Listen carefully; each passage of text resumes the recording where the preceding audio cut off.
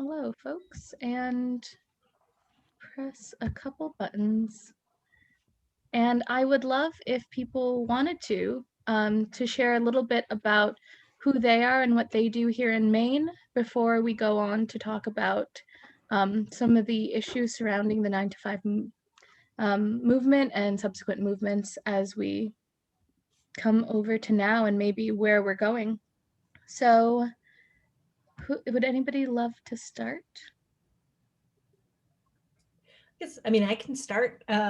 So hi, everyone. Thanks for coming to this. My name's Ashley Towle. I'm a lecturer in the history department at USM. And I also teach in the Women and Gender Studies program there as well. And I focus on the history of gender and sexuality in the United States, and in particular, in the 19th century, but I'm excited to be talking about 20th century stuff today. Excellent. So I'll go. I'm Jess Maurer. I'm the Executive Director of the Maine Council on Aging, and we are a broad multidisciplinary network of more than 100 organizations, businesses, municipalities, and older people who are working collaboratively to make sure we can all live healthy, engaged, secure lives in our homes and communities. And part of the work that we do, a huge part of the work that we do, focuses on workforce. And particularly direct care workforce, which is work that has historically been done by women. So we're happy to be here today and talk a little bit about that. Awesome. And Kim? Oh, Pam, are you wanting to say something? I was, but you can go. Oh, go ahead. It's all right. Go ahead. Okay, my name is Pam. I am an activist, feminist, and documentary filmmaker. And being able to participate in this today is fun for me because I was from the second wave feminist movement. So to see films that were in that period of time, it gives me some perspective on what I was doing at that time and how it's crafted who I am today. So I'm Kim Simmons. I teach in Women and Gender Studies at USM as well. And I have been connected to the Women's Lobby for a couple of decades now, working on some of the policy agenda that was talked about in the film. And so I agree with Pam. It's exciting to look back and see what did get accomplished and what's possible. And it's exciting to look forward and imagine what we might be able to do by working together. Awesome. And I am Dania Feleo. I am with the Maine Women's Lobby. And I think I actually am coming, well, the Maine Women's Lobby works and advocates oh, sorry, Ina's here. I'm letting her join the chat room. So we work and help organizations learn how to advocate for the legislation that they prioritize. And we do advocacy work as well as education work with the Maine Women's Education Fund. And we are really happy to also have Ina join us. Hello, we were just introducing ourselves. Would you like to introduce yourself?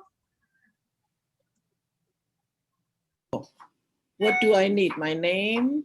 Yeah, and just sort of what brings you here to this discussion today. Oh, okay. I'm Ina Demers. I'm a first grade ELL teacher at Reiki School. And I'm also involved with the Southern Maine Worker Center on the board, and also an MEA member in the resolutions committee. I just got home from school, that's why I'm late. But what got me here? Well, how do you pronounce your name? Dania? Dania. Dania. Yeah, Dania and I met a few nights ago, I guess last week sometime, and she invited me to this. As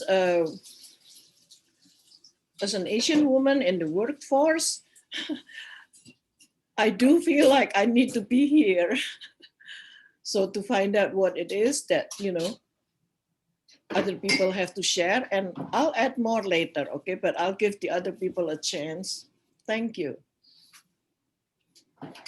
And if people would like to, they can go ahead in the chat and mention where they're from. And if they want to ask any questions, please feel free to do so.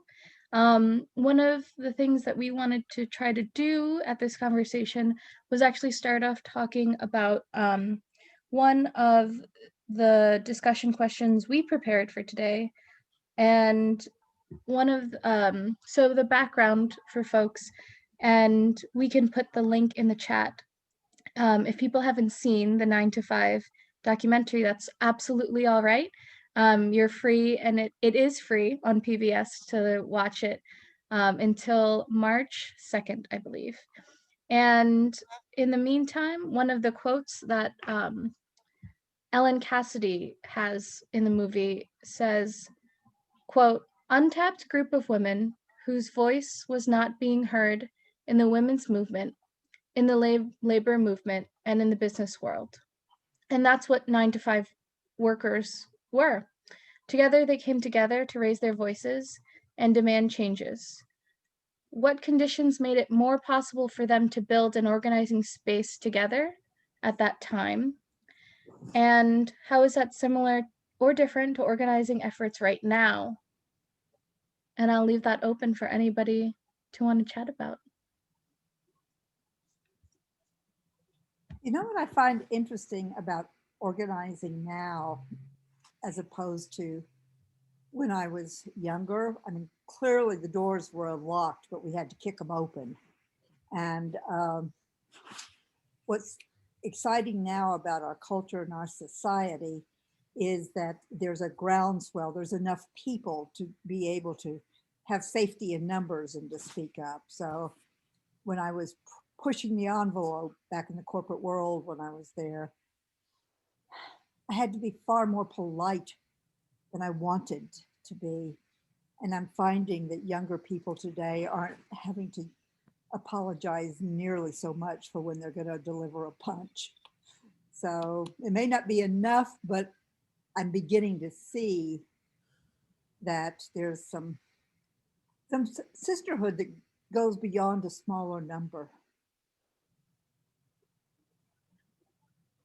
Yeah, I would say from a historical perspective, one of the things that I really appreciated about this movie, or this documentary rather, is that it shows how there were some larger forces that had to coalesce to get this movement off the ground. So having the women's liberation movement, having this influx of women into the workforce as a result, all of those things were kind of central to these women coming together and organizing. And so things like women having more control over how many children they were having, and having more control over what was going on in their households, and allowing them to get out into the workforce. That was all really central to the 9 to 5 movement getting off the ground and realizing that they had power to organize and make change. One of the things I think about was actually their ability to talk to each other. And one of the parts that made it interesting nationally, and then eventually throughout different cities, was talking to each other about what worked and what didn't work, who was being included and why or why not, and what methods might have been used in the conversation with each other when people saw that other groups were also being oppressed in a very similar way, how it was crucial for them to be able to communicate and be open to welcoming each other into the understanding that the anti-oppression of one group was the anti-oppression for all groups. I also think the flip was, and this didn't really come out as much in the film, but there was so much movement activity happening. You know, at one point they did talk about sort of coming out of some of the anti-Vietnam protest work. And so, you know, there was this groundswell of movement tactics that were happening for civil rights, for peace, for free love, for like all these different kind of social movements. And in some ways, the women's liberation movement had a lot of different pieces too. And so there was the cultural part and the like body part. And I think that for working women, that multiracial coalition that they were able to form partly was informed by them having practice in having participated in other movement activity that maybe wasn't as centrally for themselves. And they knew how to run a meeting. They knew how to do like a protest. They understood how power worked. And they were beginning to realize like that working only on behalf of other groups was leaving them out. So we'll get to this in a little bit, but I think that piece of consciousness raising, it wasn't only that they knew they had a grievance, it was that they were seeing that they had the power to change it, but they had to work together.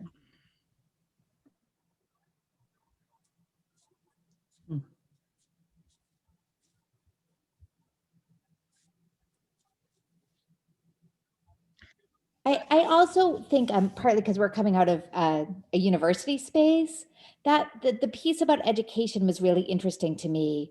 That, at the beginning of the film, they talked to women who were like, we went to college and then we sat in front of a typewriter, or the woman who said, her father said to her, like, it's like a reference book. People don't like to take you out, and so that's strange that there was access to education, more access, not like there is today, but then still all these assumptions about what people were going to do for work. And so they were bored and they were smart. And I just am curious for, those of you who are in like what feels like not the best jobs, where's that spot for like bored and smart? What can you think up? Because they just were like, I have no future here. This is never going to change. So I had better change it. I think one of the things that to the question that's being asked about what's similar or different about how organizing efforts are going right now is the way that 9 to 5 got their message out with, like using the little newsletter that they had to distribute at subway stations. And that was kind of how they started to get the word out initially. And then changing their tactics once they got bigger. And not just, standing and handing out leaflets to get the message out, but having those recruitment lunches where they were actually sitting down and getting to know workers and educating them about what 9 to 5 was about and what their objectives were. It seems like that was a very personal way of meeting people and getting them to trust them, right? Because their livelihoods are on the line when they're trying to organize. They could get fired from their jobs if they were joining a union. And so I wonder, for those of you who are organizers, I am not, if social media, if you can reach more people now with, social media. Is that a help or a hindrance when it comes to organizing now? Is it something that can be harnessed to have more consciousness raising? That's one of the questions I had after watching this.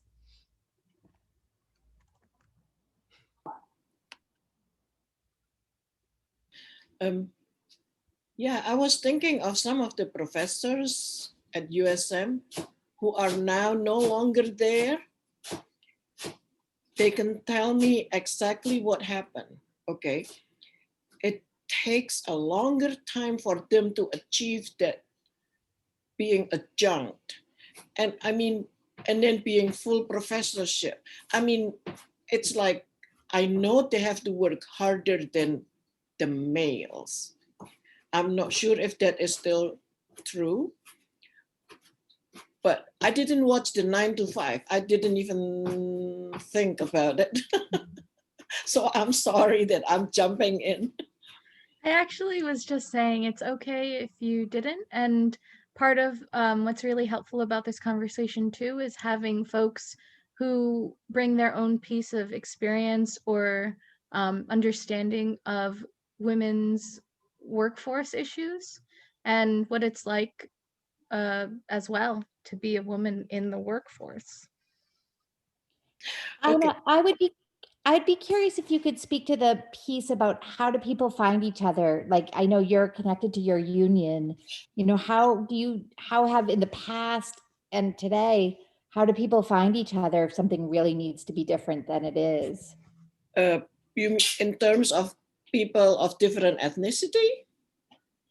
Or Right? just the sort of organizing together rather than one person, you know, going to the superintendent and being like, this is wrong. What, you know, what do you get from working together, and how do people know who to trust? As far as I'm concerned, if I want to talk to someone, I don't really care what that person is going to do with my information. But some people are private, so they wouldn't want to, you know, to be mentioned or something. But in terms of organizing, see, I'm not an organizer either. I'm an educator, so, but you know, we're all organizers in one way or another. But if I think of this lady Tandem who's supposed to be part of Joe Biden's cabinet member, she uses media, right? She's been tweeting a lot. And she probably has said things that are true, but it doesn't feel good to the people who have, you know, who's being tweeted. So now she's having a difficult time getting the job. While you know who tweeted 300 times a day and really was very, very, very, I mean, it's awful, right? But he's okay, simply because he's a man, especially he's white. And this lady is, I believe she's Latino. Tandem, Nira Tandem, maybe she's not, but she's a person of color and she's a female. Whoa, that is, I feel like we're being held at a higher standard. You better not do anything wrong or else, right? So I don't know, but I'm going to watch that 9 to 5 after this. So thank you, Dania. One thing that I moved up here from Boston in 2002, and I ended up getting fired for raising an issue of sexism here in Maine. And it kind of shocked me that I did. It was, I guess it was a naivete on my part. Not that I wasn't always skirting that issue when I was in Boston, but then when I knew that I had been fired for raising an issue of sexism, and I could not find any laws in Maine or anyone that could actually help me figure out what to do with this. And in fact, I reached out to one legislator who happened to be on the board, and her response was very disappointing. It was like, well, it's my job to support the director's decisions. I'm like, seriously?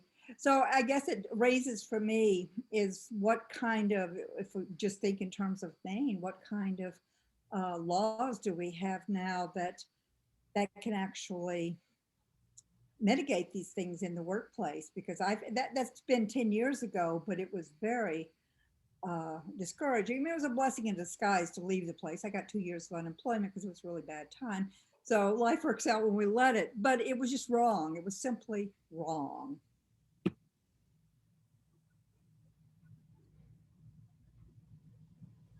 So policy, right? Even we finally have LD2 that would include the lenses of people of color in all the policies that's going to be proposed or even I can't remember, passed right now. It has to have that now. So we're slowly getting there. You know, I know it makes me stop and think about its policy and its culture. I mean, to think that that Democratic legislator who is seen as a feminist really she had no power on that board too, as I stop and think about it, because she also was one of 3 women on the board, and all of the women on that board came to me separately to provide their condolences, but where were they in saving my job? And it was because the culture was one of male domination.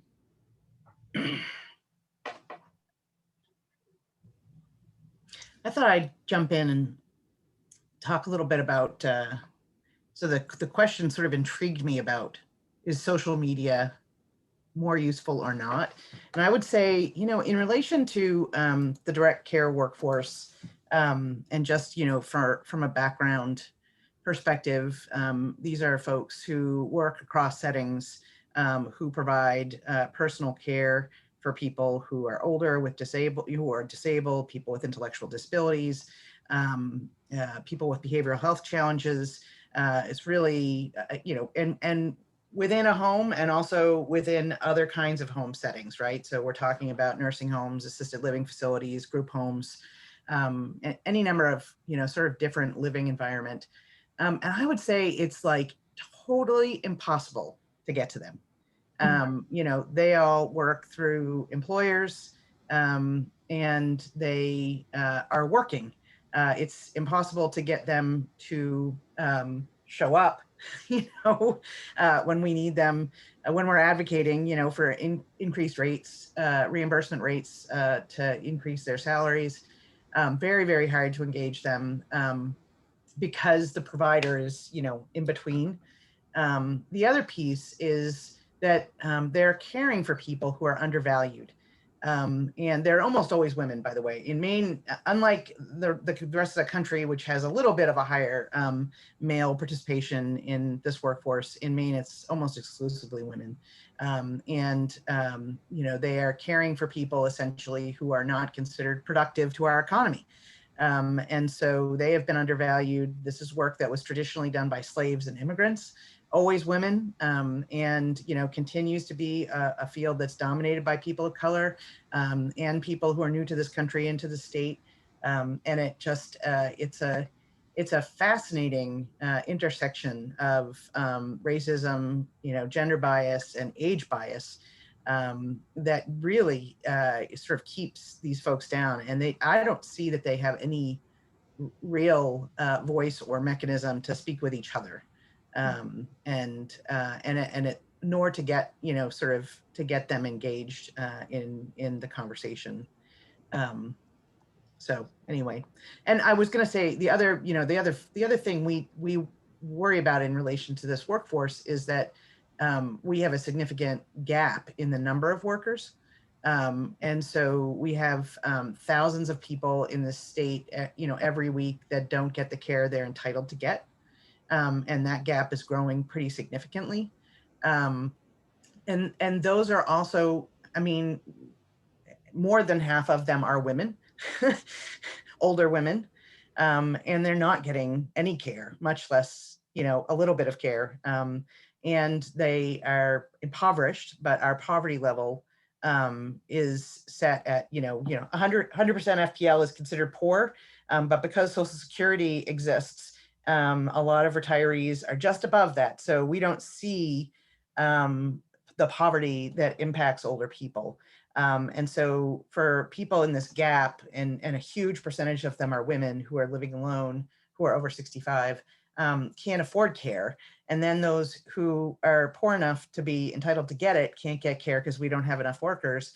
And those are all folks we can't get to either. It's really hard to know who they are, to organize. And what I was thinking about in the questions that were being asked is, in relation to that last problem, is that unlike a collective movement, which was what we're talking about, right? 9 to 5, a collective movement. People who are aging and who are not getting the services they need don't see it as an individual problem. They don't see it as a collective problem. They don't see the connection. They're in their home. They're not connected to other people who aren't getting the services they need. And they think it's them. They didn't do enough. They didn't work hard enough. They didn't save enough money. They didn't have enough kids to take care of them. They raise lousy kids who don't take care of them. Whatever messages is, so it's a number of the issues that are impacting older workers and older women in the state today. It's very hard to organize around. Very, very hard.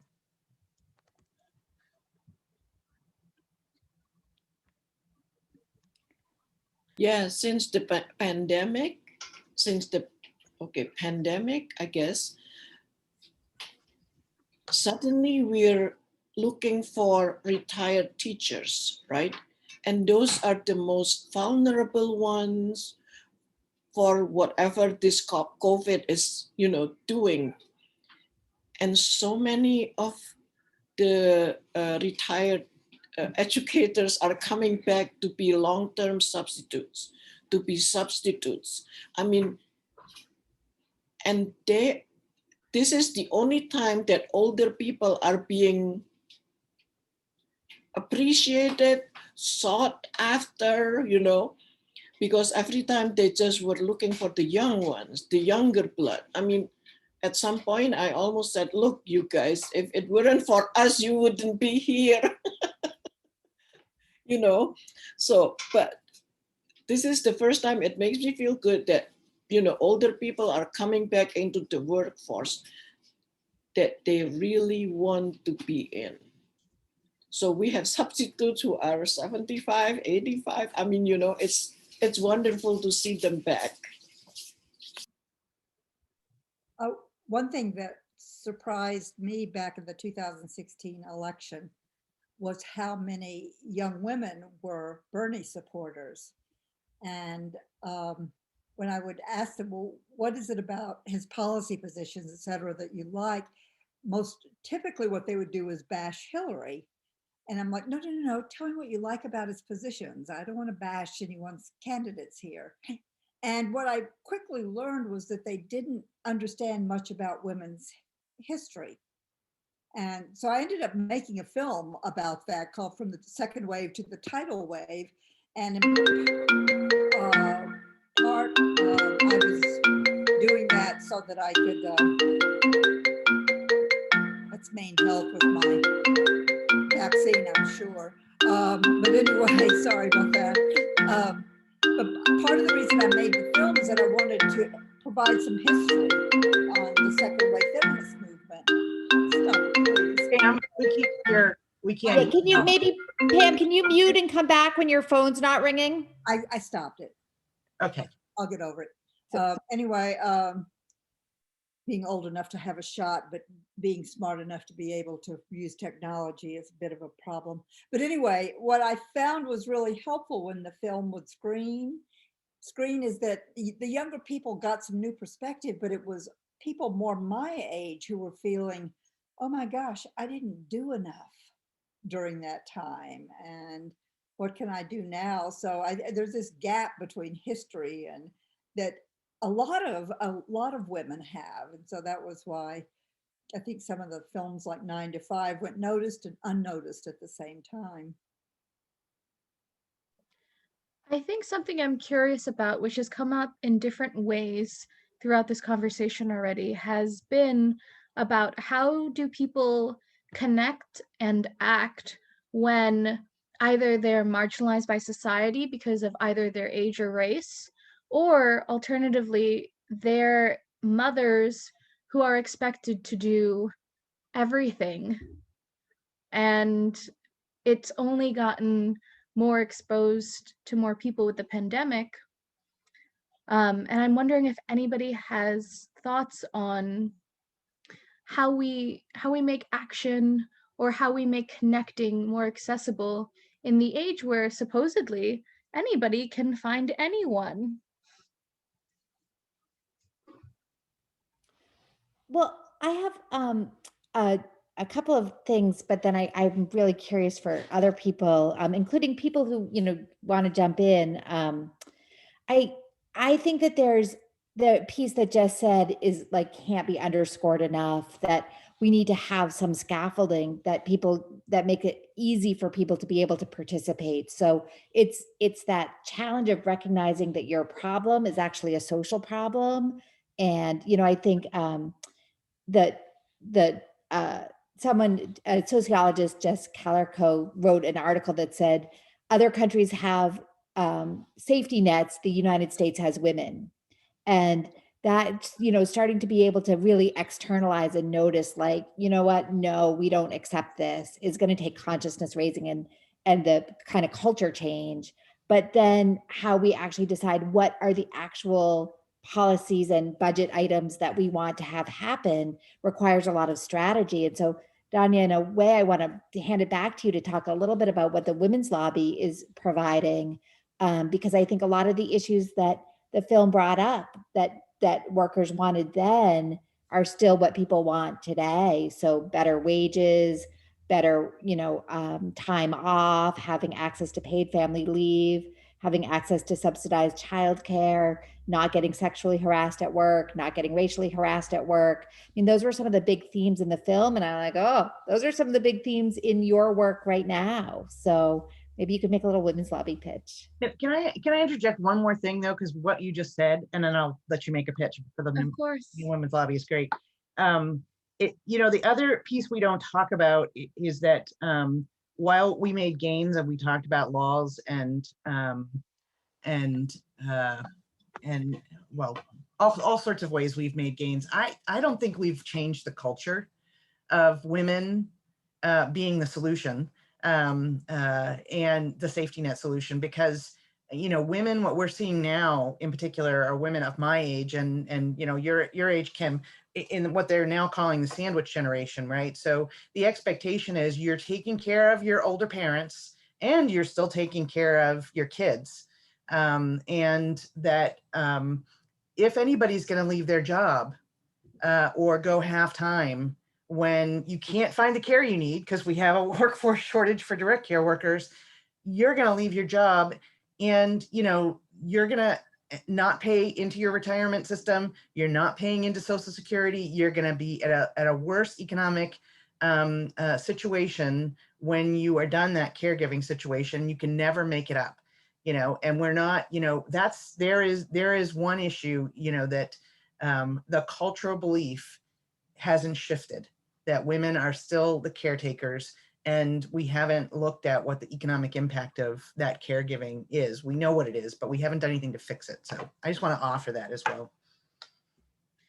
There are two things that I think are really, also one interesting, but also really relevant in this time. And some people will call it,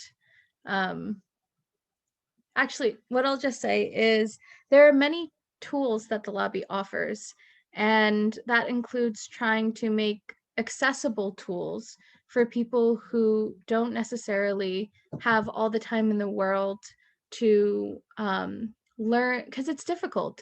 Learning how to civically engage has not, and was purposefully designed not to be easy to do.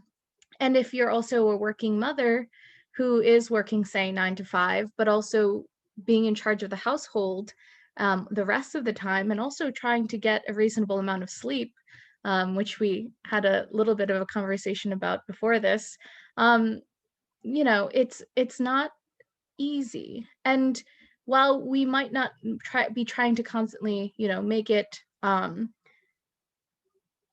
think making language that is accessible, giving people the tools, creating events around the policy that allow conversations and for people to connect is a really big part of it. Because who has the time to take off a day of work to go to a conference or a legislative hearing where they might not have the time off that they should because of the policy in the first place? So what I think the Maine Women's Lobby is doing and working on tirelessly is trying to work with people, regular people, listen to what their needs are and figure out how we make the connection to civic engagement to change those policies and to change those laws more transparent, and also just a doable thing for real people who work to do.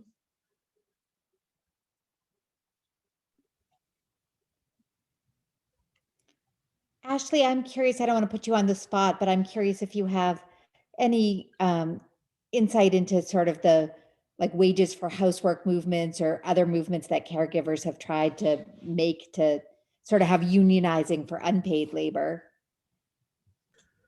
I think I don't know too much about 20th century movements for that, but one of the things that I was struck by when I watched 9 to 5 is that I think that there's been this history of women's labor being either just devalued, undervalued, or considered like invisible, even though it's very much there and it's apparent.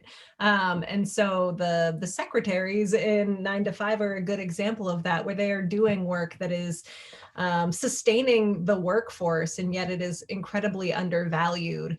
And part of the difficulty that I think women have had in organizing throughout history has been that they don't have that leverage, right, of being like in skilled labor jobs that makes them, you know, desirable to keep and to give them things that they, you know, they're demanding in the same way that men in skilled jobs had.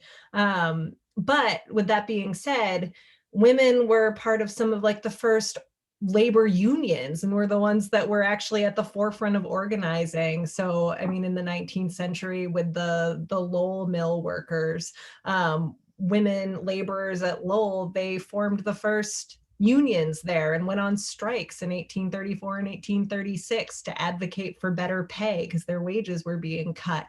And so I think that there is this larger history of women organizing, and even in, I guess, the 1870s and 1880s, there were African-American women in Atlanta who were washerwomen, and they found a way to find common cause with one another and go on strike to have better wages. And so there is this long history of women who are doing these jobs that are in, you know, like the service sector or unskilled work, who find a way to make common cause with one another, and have movements that are actually successful.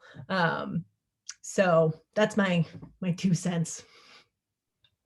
I think that, and even some of the things we've been talking about in the chat, seem to be a really, oh, is somebody trying to say something in the chat? Yeah, Heidi. Yeah, I just wanted to chime in on the fact that there's the National Domestic Workers Alliance, and that they've been really good to organize people that are not used to getting paid a living wage. And they just think that their work is volunteer for a lot of them because they're children of parents that are not doing so well. But there's more to it than that, because it's also, you know, the people that are going in and doing housework for other people, and not just about just the traditional caregiving that doesn't give so much to the environment, to the thing, and to society. That's the word I was thinking of. But the thing that I also want to say too about this film is just that it's such an amazing thing to see, because I've been working in the Boston area for decades, from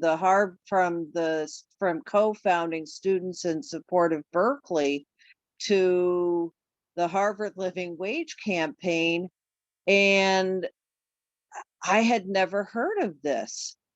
And I mean, I'd heard a little bit about the idea that 9 to 5 was actually based on a real movement, but I had no idea that it came out of Boston, and that some of them were in Seattle, and I lived there too. It's like, how did I miss this?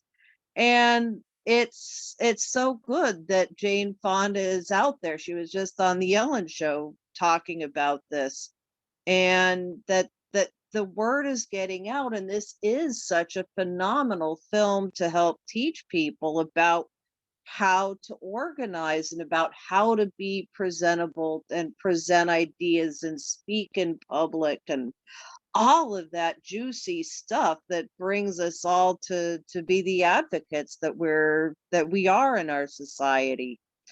So, so I just thank you guys for helping to bring this together. And I think we need to do a lot of work here in this area. We've got the nurses that are working in our own backyard at Maine Med. And what can we do to help facilitate these kinds of things that are going to elevate the feminine principle into our economy? I actually think that continues to be a perfect part of the next question I had for folks, which was, and everybody in the chat is plugging a lot of organizations that do great work. So my question to everyone really is, what elements of an organization make them the kinds of organizations you want to work for, you want to work with, you want to work in, and how, and what are some of those things that you guys are seeing or identifying? I'll tell you in relation to the, direct care workforce challenges are, or what I use that word because it's really what the word, what nationally they are typically called direct care workers, but we've been shifting them and calling them essential care workers. And I think part of the key here in Maine is starting to talk about the workers collectively. and so a bunch of us from different fields are coming together and starting to talk with legislators about essential care workers and about the need to essentially have vision for the state of Maine, which is to say, this is an equity issue and we can actually close the gender and the race, economic gap by lifting this whole care workforce up. And it increases household income. It's good for the economy, but you have to have a vision. And you have to say all essential care workers across every setting they all start with a livable wage. And this is what a livable wage, and you tie it to something and you keep it going and you got to figure it out. The thing is we've got, a governor and a legislature, some of them who don't want to raise any revenues.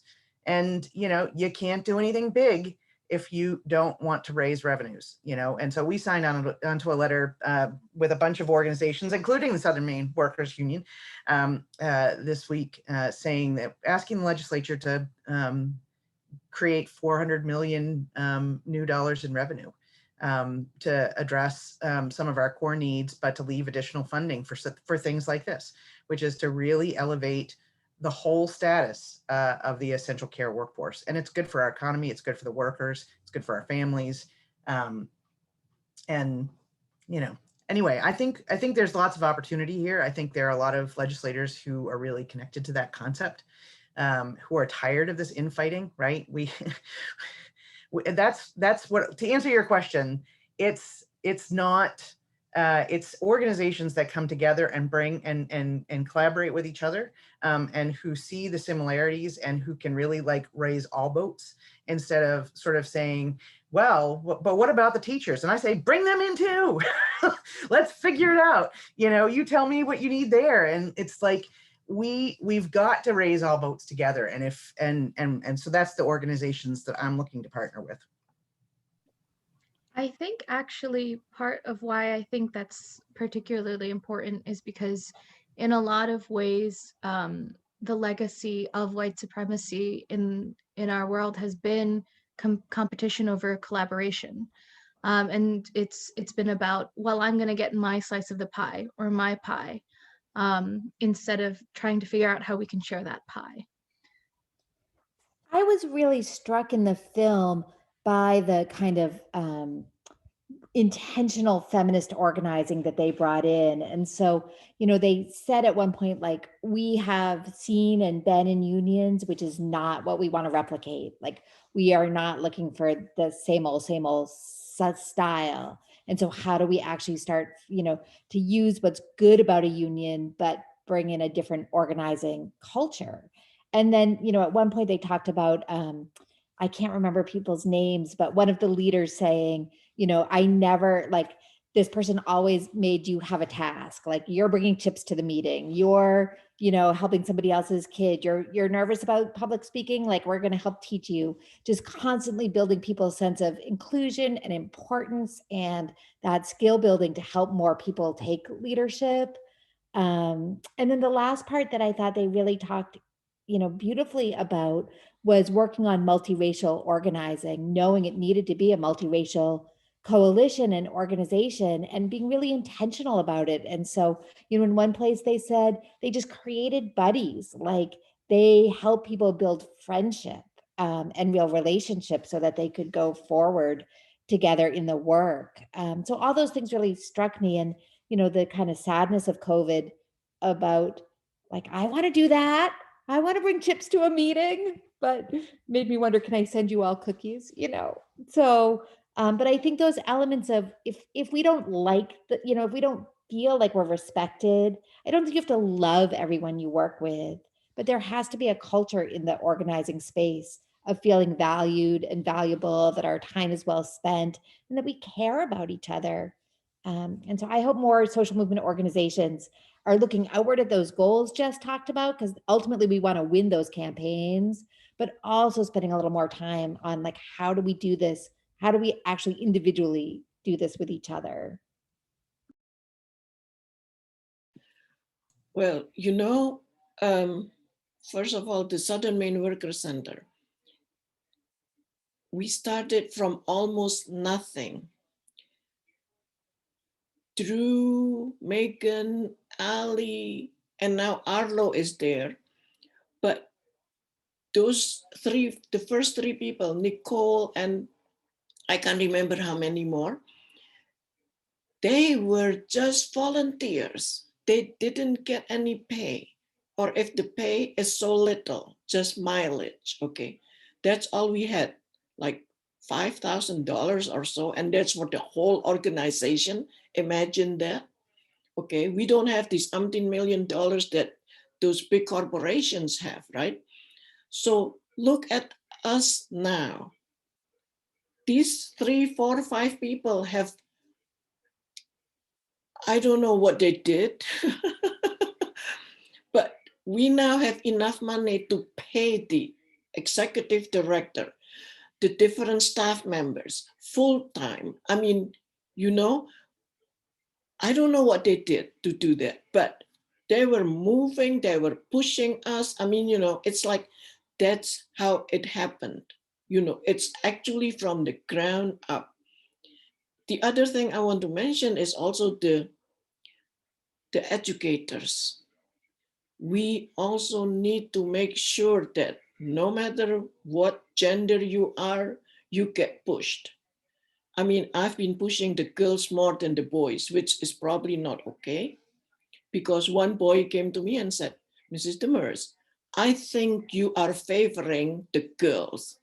I said, how did I do that? I mean, you know, I asked him. He said, well, what she did and what this boy did was the same, but you kind of was very mean to the boy. You weren't mean to the girl. And I looked at him and I said, you know, thank you for telling me. This is a third grader.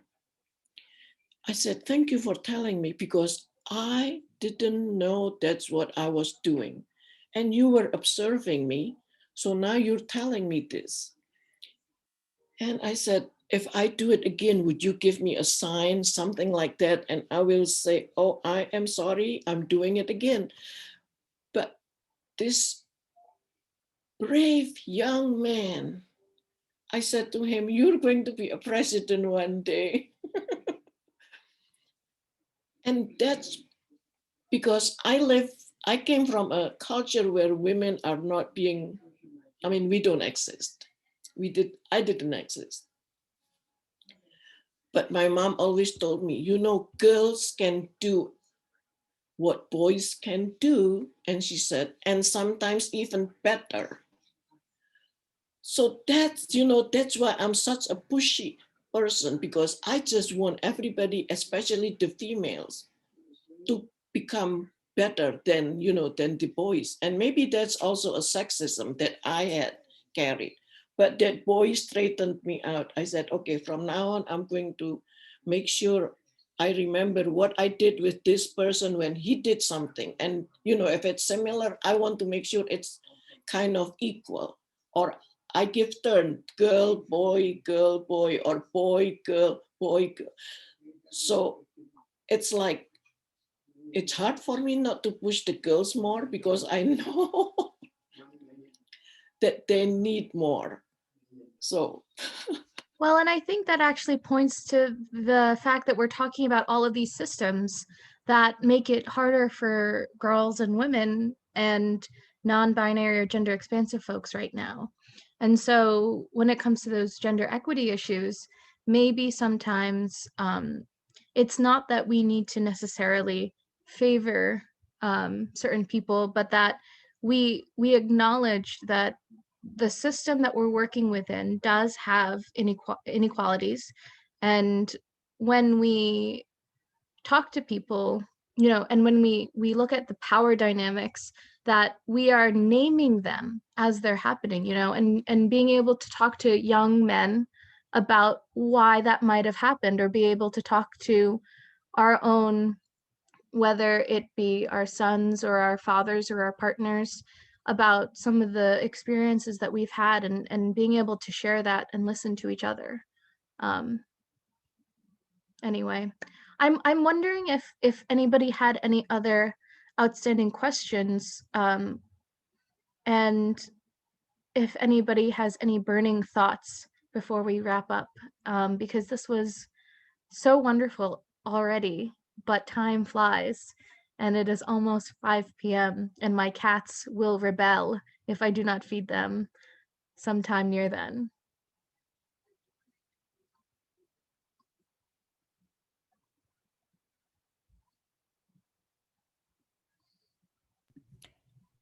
I have a couple of thoughts and I guess questions for other folks on the panel. But first, I know we have some people who haven't spoken yet and don't want to put you on the spot, but please feel free to add something into the chat if you want to.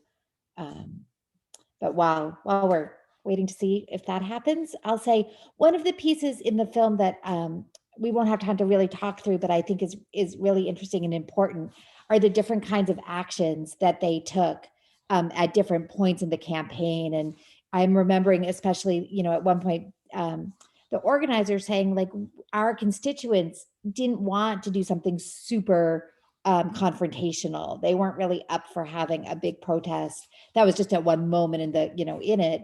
And so then they came up with some more clever, like humorous ways of calling attention to their issue, but then like later built to the possibility of having a women's strike. And so I think that part of needing like a big set of tactics that fit the people who are doing it, thinking about like what you were saying, Jess, what would feel ethical and possible. Probably a strike of caregivers would be really hard. They'd be like, we're not going to abandon our people. But something that involves the person they're caregiving with, they, might. And so I just think that having to be really imaginative and creative and specific to have tactics meet the moment.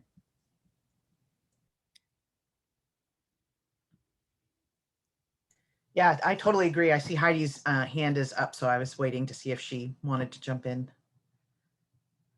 Okay. I just wanted to say that I think that we also are in the middle of the birthing of the New Earth paradigm.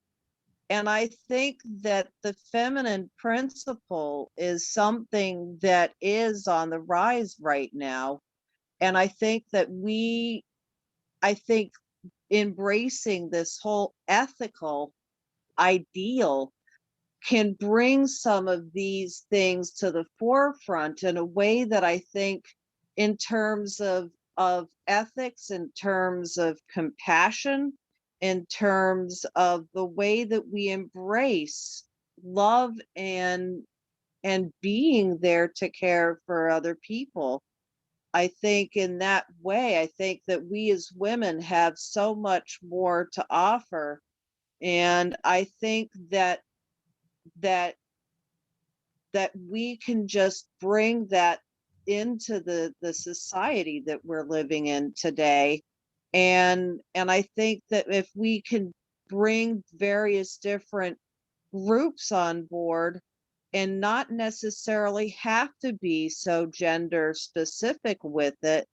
I think that would be a good thing to help us to embrace other movements and to bring more people on board with the things that we're trying to accomplish. And I'm very grateful that we have a new administration to work with that will be more welcoming to these ideals. And I think that we do need to bring a diversity of different races, creeds, and political values, and like different gender fluidity into this whole basket, as it were. So I hope I've been I'm trying to rein my eloquence in and bring this to a nice close. But I want to say too, how grateful I am to see all of you today, because it's been too long since I've seen a lot of you in person, and it's been wonderful. So thank you. Thank you. I will also just offer, and it's, it's now my new life's mission, that I would hope we'd include different ages and thinking about ageism in ways that have allowed for 500,000 people to die in this country unnecessarily. So we haven't talked about ageism. It doesn't have any place in DEI conversations, but it has a powerful impact on where we are right now in our economy here in Maine, and on women just generally, and workers here. So it's important that we do our own work in that too. Yeah, and I just thought of something now. I remember that a few years back, Susan Feiner from the USM, she was granted a $5 million grant from the NEA to get something going on in terms of the, ethnic, I hate to say this word, but the minorities. And I was supposed to be involved with it, but because exactly she's a woman, that the USM, I can't remember if it's the president or the provost, told her, no, return the money. Can you imagine that? Just because she's the one who won it. She won that grant from the NEA. It was like a long grant that she had written, and this is what they did because she's a woman. I mean, yeah, I can't say anything else. Otherwise, I'm going to be banished.